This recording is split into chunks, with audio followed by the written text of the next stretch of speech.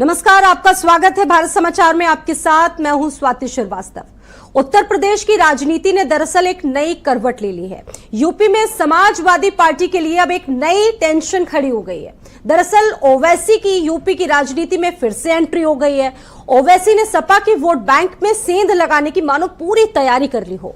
उन्होंने पल्लवी पटेल के साथ गठबंधन कर लिया है और आज एक संयुक्त प्रेस कॉन्फ्रेंस करके पीडीएम का ऐलान कर दिया, जिसको पिछड़ा दलित मुस्लिम की एकता का गठबंधन बताया जा रहा है। अब इससे स्पष्ट हो गया है कि ओवैसी और पल्लवी पटेल ने अखिलेश यादव के पिछड़ा दलित और अल्पसंख्यक अभियान का जवाब पिछड़ा दलित और मुस्लिम को एक मंच पर लाकर देने की कोशिश की है। उत्तर प्रदेश में 20% मुस्लिम वोटर हैं जो लोकसभा चुनावों में एक बड़ी भूमिका अदा करते हैं। ऐसे में मुस्लिम वोटर अब किसकी तरफ जाएंगे, ये अपने आप में एक बड़ा सवाल है। लेकिन उससे पहले कुछ बाइट्स हैं, कुछ रिएक्शन है इससे जुड़े हुए। आइए सबसे पहले आपको दिखाते हैं। तो 2022 के असेंबली के इलेक्शन में 90% मुसलमानों ने वोट दिया और क्या नतीजा निकला। अभी हालिया दिनों में मैंने मिसाल दी, मुरादाबाद की मिसाल आपके सामने रखी, रामपुर की मिसाल आपके सामने रखी। ये कैसे हुआ फिर? इसका जिम्मेदार कौन है? तो ये सब चीजें सामने हैं। अब ये तो जाहिर है, कोई हमसे सवाल आप जब करते हैं तो वो पूरा नहीं होता जब तक आप जिक्र नहीं कर देते वोट कटरा है, बी टीम है, फुला है। पिछड़ा दलित और मुसलमान समाज जिनके प्रति सरकार का जो रवैया है और मुख्य विपक्ष में बैठे जो लोग हैं वो इन समाज के ऊपर हो रहे अन्याय के खिलाफ चुप बैठे हैं। तो ऐसे में मुख्य विपक्ष के खिलाफ इन समाजों के ऊपर हो रहे लगातार उत्पीड़न में अपने इस पीडीएम न्याय मोर्चा को लेकर के आपके बीच में आए हैं। पीडीएम मतलब पिछड़ा दलित मुसलमान।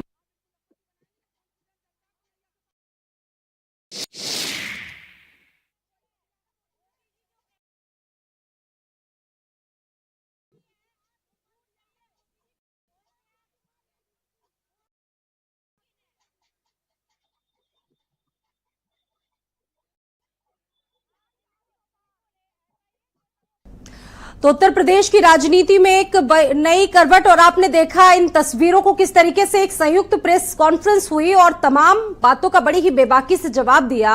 ओवैसी और पल्लवी पटेल ने अब एक दूसरे से हाथ मिलाया है क्योंकि अब चुनाव होना है, बहुत कम वक्त बाकी रह गया है। बड़ा सवाल यह है कि ये कितना नुकसान विपक्षी गठबंधन को इससे मिलता है और साथ ही साथ बीजेपी के लिए किस तरह से एक टेंशन है।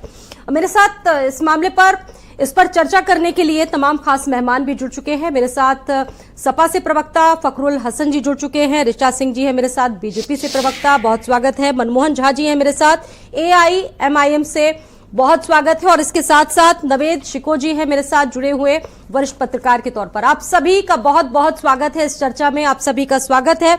शुरुआत में फखरुल हसन जी आप ही के साथ करूंगी।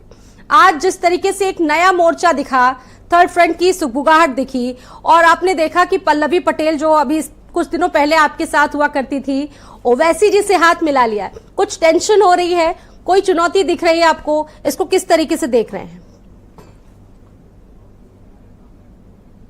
देखिए, चुनौती हमारे सामने अब कोई नहीं है। जब भारतीय जनता पार्टी को हम बहुत बड़ी चुनौती नहीं मान रहे हैं, तो जो ओरिजिनल की 5th और 6th कॉपी बनाने की कोशिश कर रहे हो उनसे हमारे सामने क्या चुनौती है। समाजवादी पार्टी इंडिया गठबंधन, हम लगातार गरीबों की आवाज को उठा रहे हैं, पिछड़ों की, मुसलमानों की, दलितों की आवाज को उठा रहे हैं, हम किसानों की आवाज को उठा रहे हैं। अगर उत्तर प्रदेश में परीक्षा लीक हो रही है, पेपर लीक हो रहे हैं, तो उन मुद्दों को उठा रहे हैं, अग्निवीर मुद्दों को उठा रहे हैं। और जो लोग गठबंधन कर रहे हैं केवल चुनाव के समय आते हैं, वो मुद्दों पे कहाँ होते हैं। ओवैसी जी तो हर बार टूर पे आते हैं, चुनाव में टूर पे आते हैं, टूर करके निकल जाते हैं जी। तो जो मुद्दे हैं उन मुद्दों पे समाजवादी पार्टी इंडिया गठबंधन लगातार बैठक कर रहा है। आज जब हम लोग दिल्ली में रैली कर रहे थे, विपक्षी दल दिल्ली में था, सब तब पता चलता है कि लखनऊ में कुछ लोग भाजपा की मदद करने के लिए आए हुए थे, इकट्ठा हुए थे। तो जो लोग मददगार हैं वो मदद करते रहे, लेकिन जो जनता है वो समझती है उसको कहां वोट देना, कहां नहीं देना। ठीक है मनमोहन झा, मैं आपके पास आऊंगी क्योंकि देखिए लगातार सवाल उठाए। मैंने जब पूछा तो फखरुल जी तो कोई बड़ी चुनौती मानने से ही इनकार कर रहे हैं। वो कह रहे हैं कि भाई ऐसा तो कुछ है ही नहीं। लेकिन आज जब आप लोगों ने हाथ मिलाया, आप लोगों ने कई बातें की, आपको लगता है कि ये जो पीडीएम है ये पीडीए का क्या मुकाबला कर पाएगा आने वाले चुनावों में? क्या कहेंगे? जी, आपके माध्यम से जी, उत्तर प्रदेश के उन दबे कुचले लोगों को, उत्तर प्रदेश के उन लोगों को जिनका वोट तो ये लेना चाहते हैं लेकिन उनका दर्द महसूस नहीं करते, ये उनका नाम लेने से भी ये परहेज करते हो। जब बात मुसलमान की हो, अल्पसंख्यक तो ये कह सकते हैं, लेकिन अल्पसंख्यक में अगर बात मुसलमान की करनी की हो, उस वक्त में इनके नेता के कानों में आवाज नहीं जाता, वॉल्यूम जो है कम हो जाता है और ये बात करते हैं कि कोई चुनौती नहीं। अरे हम चुनौती देने नहीं आए आपको, हम चुनाव लड़ने आए हैं, हम जनता के बीच हैं, जनता के साथ ऑल इंडिया मजलिस इत्तेहाद मुस्लिम, चाहे वो किसी भी वर्ग के लोग हैं, अगर वो हिंदुस्तानी है, उनके साथ सरकार ने या गुंडों ने कहीं भी जुल्म करने का काम किया है तो प्रमुखता के साथ को उठाने का काम ऑल इंडिया मजलिस इत्तेहाद मुस्लिमीन ने किया। मैं बधाई देना चाहूंगा अपने नेता बैरिस्टर असदुद्दीन ओवैसी साहब को और बधाई देना लेकिन चाहूंगा मनमोहन साहब, पटेल जी को। उत्तर प्रदेश की राजनीति जरा अलग है और शुरुआत से ही समाजवादी पार्टी को लोग देखते हैं मुसलमानों के रहनुमा के रूप में। आपको लगता है कि क्या मुसलमानों की, क्योंकि 20% आबादी है, उनकी नब्ज को पकड़ पाए हैं, उनके मुद्दों तक आप लोग जा पाए हैं, वहां तक पहुंच पाए हैं आप लोग? आज उत्तर प्रदेश के मुसलमान नौजवान ही नहीं, उत्तर प्रदेश के हर वो गरीब तबका, हर वो कमजोर तबका बेसब्री से इंतजार कर रहा था कि बैरिस्टर असदुद्दीन ओवैसी साहब चुनाव लड़ने की घोषणा कब करेंगे। और आप ये समझे कि ये लोग, इन लोगों का दिमाग जो है ना एकदम घूम चुका है। अब ये उल्टी सीधी बातें करेंगे, हम उल्टी सीधी बातें नहीं करेंगे, इनको जवाब जनता देगी। आने वाले चुनाव में आप देखेंगे कि इसी उत्तर प्रदेश की आवाम ऑल इंडिया मजलिस इत्तेहाद मुस्लिमीन को राष्ट्रीय पार्टी के रूप में ताकत देने का काम करेगी। ठीक है, ऋचा सिंह जी भी मेरे साथ जुड़ी हुई है बीजेपी से। ऋचा सिंह जी, इस पर आप क्या कुछ कहना चाहेंगी? आज उत्तर प्रदेश में एक नई तस्वीर सामने आई जहां पर सभी दल चुनाव लड़ने की तैयारी कर रहे हैं। बीजेपी की अपनी अलग तैयारी है। यहां आपने देखा होगा पल्लवी पटेल और ओवैसी साहब एक मंच पर आते नजर आ रहे हैं। बीजेपी इसको अपने लिए कितनी बड़ी चुनौती मान रही है? देखिए, भारतीय जनता पार्टी पूरे देश में 400 पार के नारे के साथ और 400 पार के नारे को चरितार्थ करने के लिए पूरी समर्पण से जनता के बीच में है। रही आज के घटनाक्रम की बात या पिछले घटनाक्रमों की बात, तो मैं स्पष्ट रूप से कहना चाहती हूँ कि विपक्ष को पता है कि वो एक भी सीट उत्तर प्रदेश में जीतने नहीं जा रहा है। उसको मालूम है कि भारतीय जनता पार्टी से उसकी लड़ाई नहीं है। आज का जो घटनाक्रम है या पिछले दिनों जिस तरीके से इंडिया अलायंस में और विशेषकर समाजवादी पार्टी के साथ जिस तरीके से गठबंधन के दल अलग हो रहे हैं, तो उसका मुख्य कारण ये है कि ये सभी दल एक धर्म विशेष की वोट पाने की होड़ में लगे हुए हैं। कांग्रेस और समाजवादी पार्टी भी इसीलिए साथ आए क्योंकि उनको एक धर्म विशेष के वोटों की चिंता है कि वो वोट किसी तरीके से हमारे पास से ना खिसकने पाए। आज भी जो घटनाक्रम हुआ पल्लवी पटेल जी और ओवैसी साहब का, वो भी स्पष्ट रूप से दिखाई पड़ता है कि एक धर्म विशेष के वोट का ध्रुवीकरण करने के लिए ये गठबंधन हुआ है। ये कोई वैचारिक गठबंधन नहीं है, ये कोई विचारधारा का गठबंधन नहीं है और ये कोई जनता के जनादेश का सम्मान करने के लिए या जनता की भावनाओं का सम्मान करने के लिए ये गठबंधन नहीं हुआ है। और विपक्ष को पता है कि वो एक भी सीट उत्तर प्रदेश में नहीं जीतने जा रही है। 80 की 80 सीटें Bharatiya Janata party clean sweep करने जा रही है। लेकिन सवाल इस बात का है, मैं आपसे स्पष्ट रूप से कहना चाहती हूं कि जिस धर्म विशेष के वोट के लिए ये पार्टियां आपस में अलायंस करती हैं, कभी तोड़ती हैं, तो वो उस वर्ग का वोट भी आज भारतीय जनता पार्टी के साथ जुड़ चुका है क्योंकि भारतीय जनता पार्टी ने कभी धर्म और बेसिकली अगर बात की जाए समाजवादी पार्टी और कांग्रेस परंपरागत रूप से ये वोट बैंक उन्हीं का माना जाता है। आपको लगता है कि ये कितना नुकसान कर पाएगा और इसका जो सीधा सीधा फायदा होगा, जो इसके बेनिफिट्स होंगे, वो ये भी कहा जा रहा है कि बीजेपी को होंगे। इस पर क्या रिएक्शन होगा आपका? देखिए, मैं आपसे स्पष्ट रूप से कह रही हूँ कि विपक्ष की लड़ाई आपस में अपना वोट बैंक बचाने की लड़ाई है। ये चुनाव लड़ने की लड़ाई नहीं लड़ रहे हैं, ये चुनाव के लिए गठबंधन नहीं कर रहे हैं, ये अपना अपना वोट बैंक बचाने की लड़ाई कर रहे हैं। जिस पे ये ध्रुवीकरण के आधार पर वोट बैंक बचाना चाहते हैं। लेकिन भारतीय जनता पार्टी ने सबका साथ और सबके विकास के नारे को न सिर्फ दिया है बल्कि उसको जमीन पर चरितार्थ किया है। अल्पसंख्यक समुदाय के हितों को माननीय प्रधानमंत्री मोदी जी ने एड्रेस किया है। आज अल्पसंख्यक समुदाय के लोगों को राशन मिल रहा है बिना किसी भेदभाव के, गरीब परिवारों को घर मिल रहा है।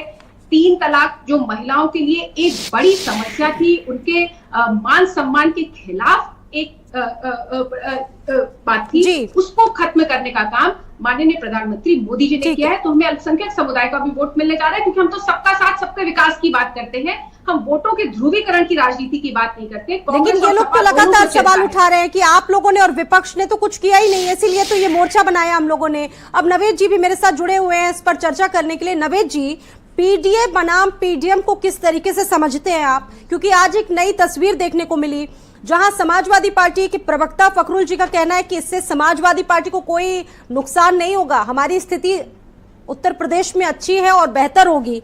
लेकिन आप इसको किस तरीके से देख रहे हैं? अखिलेश यादव पीडीए का नारा दे रहे हैं, ओवैसी और पल्लवी मिलकर पीडीएम की बात कर रहे हैं। कौन आपको ज्यादा बेहतर और कौन ज्यादा सशक्त दिख रहा है इन चुनावों के लिए?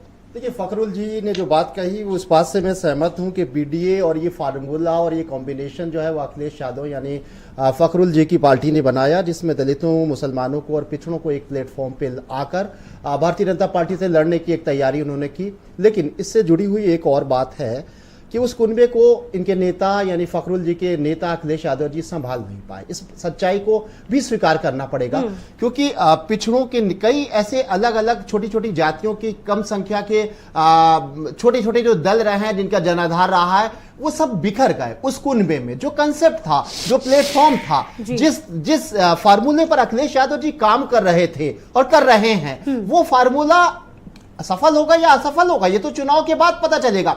लेकिन उसमें एकजुटता में अखिलेश यादव जी सफल नहीं हुए, भले ही उसके पीछे कोई दूसरा कारण हो, जैसा कि अखिलेश जी का बयान आता है कि भाई जरूरत से ज्यादा हमसे मांगा जा रहा है, हमसे अपेक्षाएं ज्यादा की जा रही हैं। ये सारी चीजों को देखते हुए अगर देखा जाए तो पिछड़ों के जितने भी नेता रहे अलग अलग जाति, राजभर अखिलेश जी के साथ में थे, चले गए।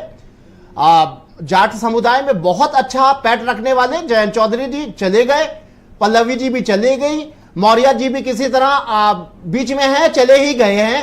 मतलब पिछड़ों के जितने और तमाम आप बहुत सारे एक एक नेता का नाम लिया जाए अगर, तो वो पूरा कुनबा जो है वो बिखर गया। देखिए, एक बात को आप स्वीकार करिएगा कि पिछले जितने भी चुनाव हुए और ओवैसी जी की जितनी भी कैंडिडेट लड़े यहां पर, वो मुंह के भल गिर गए। इस बात को मानना पड़ेगा ओवैसी जी के प्रवक्ता को और ओवैसी जी को भी, कि उत्तर प्रदेश ना मुसलमानों की आबादी, मैं केवल उत्तर प्रदेश की बात कर रहा हूं, कि 20% है यहां के मुसलमानों ने ओवैसी जी को अस्वीकार कर दिया। यहां का मुसलमान हमेशा नॉन मुस्लिम नेता को अपना नेतृत्वकर्ता मानता है और धर्मनिरपेक्ष दलों का अपना विश्वास करता है। लेकिन इस बात को मानना पड़ेगा, जिस तरह से पल्लवी जी इनके साथ आ गई हैं, मैं ये नहीं कह रहा हूं कि ये सफल हो जाएंगे या अखिलेश यादव का नुकसान हो जाएगा या बीजेपी का फायदा हो जाएगा, क्या हो जाएगा, लेकिन एक शुरुआत हो गई है। ओवैसी के साथ पिछड़ों के आने की शुरुआत आने वाले चुनावों में, खासतौर से विधानसभा चुनाव में घातक हो सकता है। भाजपा के खिलाफ जो शक्तियां हैं, खासतौर से समाजवादी पार्टी जो बहुत बड़ा दल है, जिसने अच्छा गठबंधन में, आप एक बात बताइए, आज भारतीय जनता पार्टी सबसे बड़ा दल है ना, लेकिन वो गठबंधन की राजनीति को लेकर चल रहा है। भारतीय जनता पार्टी ने अलग अलग जातियों के अलग अलग नेताओं और दलों को अपने साथ में लेके चला, तब जब वो बहुत ताकतवर है। समाजवादी पार्टी ने भी ऐसा किया, लेकिन वो समेट नहीं पा रहे, सामंजस्य नहीं बन पा रहा है। क्या वजह है? हमें, मेरा अपना खुद का एनालिसिस है कि पल्लवी जी की अगर हैसियत पॉलिटिकल 1 सीट की थी और वो 2 भी मांग रही थी या 3 भी मांग रही थी, तो अखिलेश जी को उनको अपने साथ में बनाए रखने के लिए कोई समझौता करना चाहिए। नहीं बन पा रहा, यही तो बार बार सवाल है। फखरुल जी, देखिए, ये जो पीडीए है, एक तरफ अखिलेश यादव पीडीए का जिक्र बार बार करते हैं, लेकिन यही पीडीए बार बार आप लोगों के लिए मुश्किलें भी क्रिएट कर रहा है। अब आज सवाल भी उठाया पल्लवी जी ने, उन्होंने कहा कि ये जो पीडीए है उसको लेकर बड़ी कंफ्यूजन है अखिलेश यादव में। कभी इसको अगड़ा बता देते हैं, कभी अल्पसंख्यक बता देते हैं, कभी और बता देते हैं। कंफ्यूजन क्यों है इसको लेकर भाई इतनी? देखिए साथी जी, आपकी बात का जवाब दूं उससे पहले मैं एक बात और कहना चाहता हूं कि अगर विपक्ष के दल वो मुसलमानों की बात करते हैं, उनके मुद्दों को उठाते हैं, तो भाजपा वाले फौरन इस बात को कहते हैं कि मुस्लिम तुष्टीकरण के लिए, मुस्लिम वोट के लिए लड़ रहे हैं। और भैया आप जो पसमंदा सम्मेलन करा रहे हैं, शुक्रिया भाईजान, मस्जिद मस्जिद मजार मजार जा रहे हैं, कव्वाली गा रहे हैं, वो क्या है? तो देखिए, राजनीतिक दल वोट के लिए लोगों के बीच में जाते हैं, इसलिए ये कह देना कि तुष्टीकरण है, भारतीय जनता पार्टी की हमारी बहन को सोचना पड़ेगा कि आप अगर आरोप लगा रहे हैं, एक उंगली अगर किसी की तरफ उठा रही है, 4 उंगली आपकी तरफ उठती है। दूसरी बात, जब आप पीडीए की बात कर रहे थे कि पीडीए फॉर्मूला हमारा एक को लेकर बार बार सवाल उठा रहे, एक को लेकर बार बार सवाल उठा रहे, उसको इंगित कीजिए सर। मैं आ रहा हूं। देखिए, घोसी का विधानसभा चुनाव हुआ, दारा सिंह और राजभर दोनों जो मंत्री बनाए गए, दोनों गली गली घूम रहे थे, गांव गांव घूम रहे थे, मुंडेर मुंडेर खेत खेत घूम रहे थे, लेकिन जो उनकी जात का वोट था, जो राजभर वोट था, वो भी घोसी में नहीं मिला भाजपा को। मुख्यमंत्री जी भी गए थे, तब भी नहीं मिला। तो समाजवादी पार्टी ने तो अपना जो पीडीए का फॉर्मूला है उसको हिट करके दिखाया है। हमने चुनाव जीत के दिखाया, सरकार के खिलाफ खड़े होकर दिखाया है। जहां तक हमारी बहन पल्लवी पटेल जी की बात है, हम समाजवादी पार्टी उनका बड़ा सम्मान करती है, लेकिन देखिए, कोई भी राजनीतिक दल है, अगर वो इस बात को कहेगा कि मुझे राज्यसभा भेज दो, मुझे विधान परिषद भेज दो, मुझे 4 सीटें दे दो, तो समाजवादी पार्टी हमारा संगठन है, हम कितना समझौता कर सकते हैं? हमने एक से समझौता किया था, जो जयंत चौधरी जी थे, उनकी संख्या थी 9। वही तो सवाल है कि आप अपने सहयोगियों को ही नहीं समेट पाए। सहयोगी एक एक करके आपसे खफा हो गए। पल्लवी पटेल हुई, स्वामी प्रसाद मौर्य हुए, जयंत हुए, एक व्यक्ति की बातों को छोड़ दी जाए, यहाँ तो पूरा फेरिस्त लगी हुई है लोगों की। जी, हमारे पास, मैं बता रहा हूँ ना, नहीं, हम लोग विपक्ष में हैं, हमारे पास उनको जयंत चौधरी जी को देने के लिए विधान परिषद की सीटें नहीं थी, हमारे पास उनको कहीं और एडजस्ट करने का सवाल नहीं था। हम जो कर सकते थे उनके लिए किया, उनके अगर सपने और बड़े हैं तो वो जा सकते हैं, लेकिन जो लड़ाई समाजवादियों की है, जो रास्ता हमारा है, साथ इसीलिए फखरुल जी छोड़ दिया। बार बार सभी ने एक ही आरोप लगाया, नवीद जी आपको भी पता होगा, सबने पीडीए, जिस पीडीए की बात अखिलेश यादव करते हैं, उसी पीडीए पर अखिलेश यादव ध्यान नहीं दे रहे हैं, पीडीए को कमजोर करने का आरोप लगाया, इसीलिए नेताओं ने आप लोगों का साथ छोड़ दिया, इसी पीडीए पर जोर दिया इन लोगों ने। जी फखरुल जी,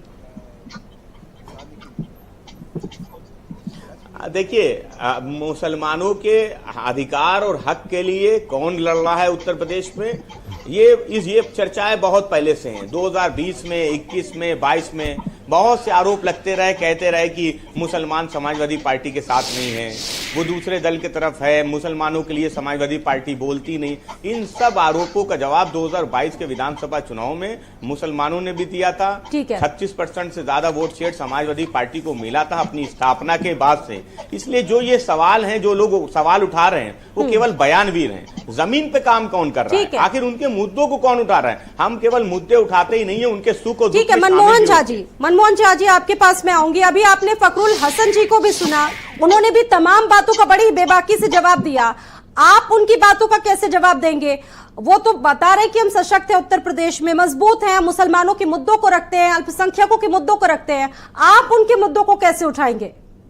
देखिए, उत्तर प्रदेश की आवाम, चाहे वो हिंदू हो, मुसलमान हो, दलित हो, पिछड़ा हो, ये सब के सब सरकार से भी अपने आप को ठगा हुआ महसूस कर रहे हैं। और जिनको विपक्ष के धर्म निभाने की जिम्मेदारी दी, वो अपने एसी में बैठ करके सिर्फ ट्वीट करके अपने धर्म को पूरा करना चाहते हैं। और जब कभी भी अल्पसंख्यकों पे, मुसलमान भाइयों पे अगर जुल्म हुआ हो, न माननीय अखिलेश यादव जी के मुंह से कोई आवाज निकलता है। अगर आप मीडिया उनसे सवाल भी करना चाहते हो तो वो कहते हैं कि भैया सुनाई नहीं दे रहा, क्या बोल रहे हो। तो उत्तर प्रदेश का मुसलमान हो, गरीब हो, दलित हो, पिछड़ा हो, सबने एक ईमानदार नेतृत्व को अपना नेता चुना है। और इसका अंजाम आप देखेंगे इस 2024 में लोकतंत्र के महापर्व में उत्तर प्रदेश का नौजवान मजबूती के साथ पिछड़ा, दलित और मुस्लिम एक न्याय मोर्चा के साथ अपने वोट को डालने जा रहा है। और जहां तक समाजवादी पार्टी की बात है, इंडिया गठबंधन की बात है, हमारी इनसे कोई लड़ाई नहीं है। और देखेंगे आप कि ये जीरो पे समेटते हुए नजर आएंगे। यहाँ उत्तर प्रदेश में अगर लड़ाई हमारी है तो जालिम और जुल्मी सरकार भारतीय जनता पार्टी से है, जो लाठी के दम पे शासन करना चाहती है, जाति और धर्म के नाम ठीक पर है। न्याय देने का काम करती है, उसके खिलाफ बैरिस्टर असदुद्दीन ओवैसी साहब और ऑल इंडिया मजलिस इत्तेहाद मुस्लिमीन प्रमुखता से मुखरता से संघर्ष करता रहा है और आगे भी अच्छा, हम करेंगे। एक जो जितनी शब्द ताकत मैंने देगी। आज नोटिस किया जिसमें ये कहा गया आप लोगों की तरफ से कि अल्पसंख्यक नहीं मुसलमान, जी, उसको क्यों लेकर नहीं? क्या कुछ बताएंगे? देखिए, अल्पसंख्यक नहीं मुसलमान। जी जी जी, मैं यही कहना चाहता हूं, क्या वो मुसलमान देश का मतदाता है? क्या वो मुसलमान देश का नागरिक है? और मुसलमान है तो उसको हम मुसलमान ही कहेंगे ना। रंगनाथन मिश्रा की रिपोर्ट भी कहती है कि मुसलमान की स्थिति हमारे देश में दलित भाइयों से भी दयनीय है। तो कमजोरों की आवाज आप बनेंगे या मजबूतों की आवाज बनेंगे? लेकिन ये पीडीए जो बना रखा है इन्होंने, परिवार डेवलपमेंट ठीक है। ऑर्गेनाइजेशन, उसके खिलाफ उत्तर प्रदेश की आवाम नवीद हो जी। चुकी है और नवीद जी, पिछड़ा दलित सरकार मुसलमान और के साथ मुख्य चलने विपक्ष को तैयार। कटघरे में अब सवाल यह है कि ये तस्वीर तो सामने आई, ये नया जो गठबंधन है उत्तर प्रदेश में क्या गुल खिलाएगा? और हालांकि फखरुल हसन साहब जी मानने को तैयार नहीं है, लेकिन आपको लगता है कि समाजवादी पार्टी के लिए बड़ी चुनौती बन गया है ये गठबंधन? कुछ मिलेगा नहीं, दोनों लेकिन के वोट लिए तो हम चुनौती कटेंगे है, जरूर। दोनों के नहीं, लिए। बिल्कुल एक तरफ सीधी सी सांप बात है, नाथ एक सीधी तरफ सी नाग बात नाथ है। है। ओवैसी साहब के प्रवक्ता साहब जो कह रहे हैं वो आक्रामक हैं भारतीय जनता पार्टी को लेकर, लेकिन नुकसान करेंगे समाजवादी पार्टी का। ये बताइए कि ओवैसी साहब का वोटर जो है, पल्लवी जी का वोटर समाजवादी पार्टी का ही तो होगा ना, वो भाजपा को थोड़ी ओवैसी जी का कोई वोटर देता। तो जाहिर सी बात है इनकी लड़ाई नहीं, समाजवादी पार्टी से, इनकी नहीं, लड़ाई अगर होगी, अगर ये वोट कतरेंगे तो वो समाजवादी पार्टी। लेकिन हम ये नहीं कह रहे हैं, इनको नहीं आप ये कैसे कह सकते हैं कि मुसलमान प्योर भाजपा विरोधी है? कैसे आप कह सकते हैं? क्या मैं ब्राह्मण बैरिस्टर असदुद्दीन ओवैसी साहब का दीवाना नहीं हूं? अच्छी शुरुआत है। मुझे लगता है ओवैसी अपने का लोग प्रवक्ता अगर एक तिलक लगा के बैठा है तो अच्छा लग रहा है। मुझे लगता है भारत के देश में, एक लोकतांत्रिक देश में यही होना चाहिए कि मुसलमानों की पार्टी, ये हिंदुओं की पार्टी, नवेद जी, ऐसा नहीं होना चाहिए। आपने जी, भी देखा होगा ये उत्तर लोकतांत्रिक प्रदेश अच्छा में- लग रहा है, अच्छा लग रहा है इसका उत्तर स्वागत। प्रदेश में भी जब कोई मुस्लिमों से जुड़ा घटनाक्रम होता है तो सबसे पहले ओवैसी साहब की प्रतिक्रिया आती है, और जब जीत होती है समाजवादी पार्टी के उत्तर प्रदेश में तो ये कहा जाता है कि मुस्लिम वोट काफी निर्णायक रहे हैं। जी बिल्कुल जी। बिल्कुल। देखिए, मुसलमानों की जो हक की ठेकेदारी अगर कही जाती है, जो आरोप लगते हैं ओवैसी साहब पे, तो वो खाली ठेकेदारी करते हैं फ्रंट पर और जमीन पर। आप बताइए कि उत्तर प्रदेश में मुसलमानों पर हुए जुल्म में ओवैसी साहब सड़क पे कभी नजर आए हो? कभी उन्होंने धरना दिया हो? आप अपना नंबर हमें दे, मैं आपको, जिला गाजियाबाद का मैं अध्यक्ष हूं। हाँ। और गाजियाबाद में मैंने जितने प्रदर्शन और धरने किए हैं वो सारा डिटेल मैं आपको देने का नहीं, काम आपने करूंगा। किए हैं, आपने किए हैं, आपने किए हैं, नहीं, स्वागत है, आपको अगर करना मैं- चाहिए। अगर मैं मैंने बात किया कर रहा तो हूं पार्टी कि के बहुत निर्देश बड़े पे किया नेता ना, है, सर। उनका जो पार्टी के जनाधार निर्देश पे है, मैंने सही किया है। जनाधार वो एक स्टेट तक है, कुछ एरिया तक है। लेकिन उत्तर प्रदेश में अगर वो चुनाव लड़ने जा रहे हैं, इससे पहले भी चुनाव लड़े, तो वो इतना कम से कम समय निकालने की ग्राउंड पर आके खड़े हो, मसाइल का वो ट्वीट करते हैं, भाषण देते हैं, अच्छी बात है। आपकी बातें मैं समझ रहा हूं, लेकिन मेरी बातें समझे। जी। 2022 में जब हम चुनाव लड़े तो जनता ने हमें स्वीकार किया, किसी ने हमारा विरोध नहीं किया।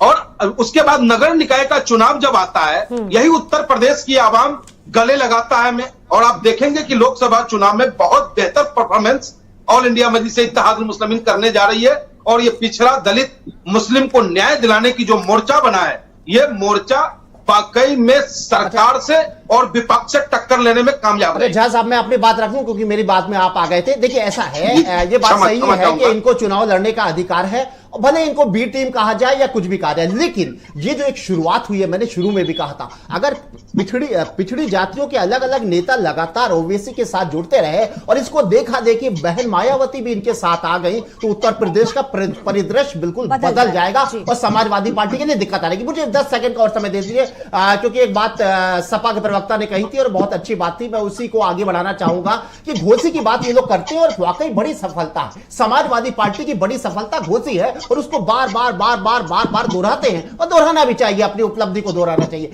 लेकिन पीडीए के जो नेता नाराज हुए और अलग हुए और उन्होंने ये आरोप लगाया कि साहब हमारे हक की बात करते हैं, पिछड़ों के, दलितों के, मुसलमानों के, हमारे वोट मांगने की बात करते हैं, हमारे वोटों से जीतेंगे और ये भी कहते हैं कि हम आपको हक देंगे। लेकिन सीट देने में, राज्यसभा भेजने में हक नहीं देते हैं। और एक बात मैं जो मेन चीज है, और ये अखिलेश यादव क्यों करते हैं? वो इसलिए करते हैं कि घोसी की सफलता भी इसके पीछे है कि वोट लेंगे पिछड़ों का, मुसलमानों का, दलितों का, सीट किसको देंगे? क्षत्रियों को वोट देके। घोसी में यही हुआ। वोट एक था अपर कास्ट का एक प्रत्याशी उन्होंने खड़ा किया और पिछड़ों का वोट लिया, दलितों का वोट लिया, मुसलमानों का वोट लिया, और प्लस हो गया अगड़ों का वोट। इस फार्मूले पर चलना, यानी कह कुछ रहे हैं, कर कुछ रहे हैं। यही नाराजगी। फकरुल जी जल्दी से, उसके बाद ऋचा जी। फकरुल जी इस पर जवाब दे रहे हैं जल्दी से। देखिए हमारे मित्र भूल जाते हैं कि ये समाजवादी पार्टी, ये जनेश्वर मिश्रा जी की पार्टी है, ये मोहन सिंह जी की पार्टी है। वो समाजवादी जिन्होंने अगड़ी जाति के होते हुए पिछड़ों की, दलितों की, अल्पसंख्यकों की, किसानों की, मजदूर की लड़ाई को लड़ा। तो समाजवादी को जो जानते हैं, जो समाजवादी विचारधारा को जानते हैं, इसीलिए जब हम एक से अल्पसंख्यक कहते हैं, मुसलमान कहते हैं, आदिवासी कहते हैं, अगड़ी जात कहते हैं, तो दूसरे लोगों को समझ में नहीं आती है, क्योंकि समाजवादी विचारधारा वो किसी के खिलाफ नहीं है। मैं फिर से कह देता हूं कि अगली जात के लोगों ने भी समाजवादियों की लड़ाई को उस लड़ा है जो पिछड़ों की है, जो मुसलमानों की है, जो दलितों की है, जो किसान की है, गरीब की है।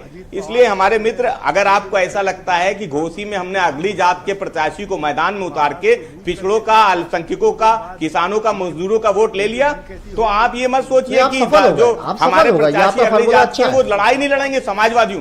तो नहीं, सफल हो गए आप। हमारा ही फॉर्मूला है भाई, ये फॉर्मूला थोड़ी है, ये तो समाजवादियों का इतिहास है भाई। हमारा इतिहास उठा के देखिए आप, क्या जनेश्वर मिश्रा जी ने किसान की लड़ाई नहीं लड़ी, पिछड़ों की लड़ाई नहीं लड़ी, मुसलमानों की लड़ाई नहीं लड़ी? इसलिए अगर आप ये आरोप लगाते हैं कि हम कोई अगली जाति के विरोधी नहीं है, आरोप नहीं, ये बात है, सबको साथ लेके चलने में ये आरोप नहीं है, ये आपको साथी छोड़ के जा रहे हैं, वो आरोप। पिछड़ा, दलित, अल्पसंख्यकों में मुसलमान है, सिख है, ईसाई है, तो आपको छोड़ के जा रहा है, वो ये बात कह रहे हैं। अल्पसंख्यकों में आते हैं, अगड़ा भी आता है, आदिवासी भी आता है। ऋचा जी, बड़ी बड़ी बातें हो रही है तमाम दलों की तरफ से, वही दूसरी तरफ आप लोगों ने भी तमाम तैयारियां की हैं अल्पसंख्यकों को रिझाने के लिए, मुस्लिमों को रिझाने के लिए। फकरुल जी बता रहे थे, मनमोहन जी बता रहे थे, बड़े बड़ी सम्मेलनों का आयोजन हो रहा है। आप कितना देख रहे हैं कि कौन आपकी तरफ कितना पहुंच रहा है? क्या आपको लगता है कि इसका कुछ फायदा आपको मिलने जा रहा है उत्तर प्रदेश में और देश में?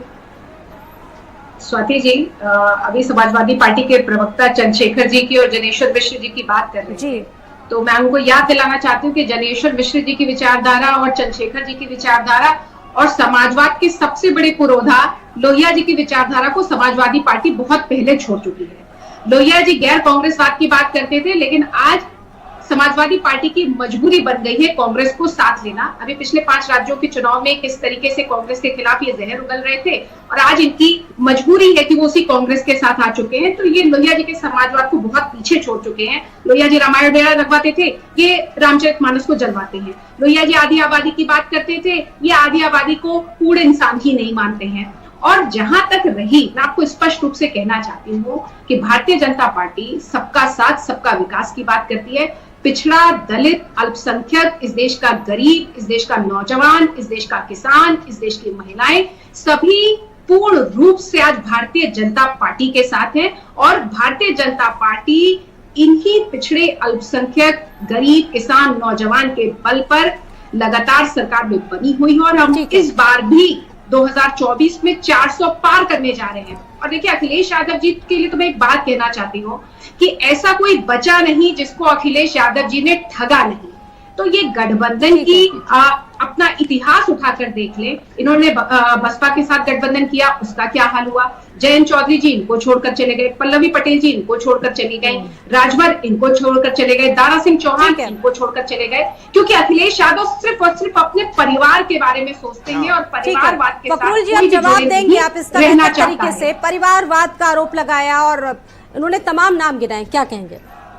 देखिए, पहली चीज तो हमारी बहन को लोहिया जी को पढ़ना चाहिए कि कांग्रेस के बारे में क्या कहा, कि जब कांग्रेस कमजोर हो सबसे तो उसका साथ देना चाहिए। आप भूल गए हैं, लोहिया जी गैर कांग्रेस की बात करते थे, आज आप कांग्रेस की गोद में जाकर बैठे हुए हैं। मैं बीच में नहीं बोल रहा था, नहीं, चौधरी चरण सिंह जी ने जीवन भर कांग्रेस के खिलाफ लड़ाई लड़ी, लेकिन आज आप उसी कांग्रेस के साथ खड़े हुए हैं, क्योंकि आपका विचारधारा का मेल आज भी नहीं है। आपको केवल एक धर्म विशेष के वोट की राजनीति करनी है, उस वोट बैंक को बचाना है, इसलिए आप उनके साथ फखरुल जी, जुड़े हुए हैं, जल्दी लेकिन से। देश का ठीक है। मुसलमान इस ठग ऋचा बहन आगे आगे हमला कर आप चुका है। बोलेंगी, पहले फखरुल जी आप कंप्लीट कर लें जल्दी से। लोहिया जी के बारे में इन्होंने बताया, तो मैं अपनी बहन से कहना चाहता हूं, लोहिया जी को पढ़िएगा कि कांग्रेस जब कमजोर हो तो उसका साथ देना चाहिए, नहीं देना चाहिए। ये लोहिया जी नहीं कहा था, फिर आप बोल रही हैं। अरे भाई आप देखिए स्वाति जी, इस तरीके नहीं होगा, इनको बोलने दीजिए। अगर आपको जानकारी नहीं तो जानकारी करके बैठा कीजिए, नहीं जानकारी नहीं तो हमें ना समझाइए। आप सावरकर के बारे में पढ़िए, सावरकर के बारे में, नाथूराम गोडसे के बारे में पढ़िए, हमें मत बताइए लोहिया जी क्या कहते थे। समाजवादी पार्टी को करेंगे क्या? मैंने पढ़ा है, आपको पढ़ने की जरूरत है, देश के आदर्श है वो। बारे में पढ़िए। आपसे लोहिया जी की जरूरत नहीं मुझे पूछने की, आपसे लोहिया जी रामायण मेला लगवाते थे, आप रामचरित मानस लगवाते हैं, इसीलिए आपको लोहिया जी को पढ़ने की जरूरत नहीं है। लोहिया जी ने क्या कहा, इसीलिए लोहिया जी को आप पढ़ते नहीं है, नहीं तो अरे आप आपको रामचरित जरूरत मानस है, की पढ़िए, प्रतियां पढ़ के आया लखनऊ कीजिए। में नहीं जब लोहिया जलवाते, जी की बात और परिणाम ये पढ़ के हुआ आया कि कीजिए। जिनसे आपने बगैर प्रतियां जानकारी के लिए जलवाई मत वो भी बोला आपको आज कीजिए, आकर छोड़कर बगैर जा चुके जानकारी के लिए मत बोला कीजिए। ये मुझसे बात फखरुल कर रही जी, है, मैं पढ़ा रामचरित मानस की प्रतियां खुलेआम लखनऊ की सड़कों पर मुद्दे पर बात कीजिए। संरक्षण में जलाई गई, और जिस दिन प्रतियां जलाई गई उस जलाने वाले को आपने वीडियो अभी बना- सचिव बना दिया।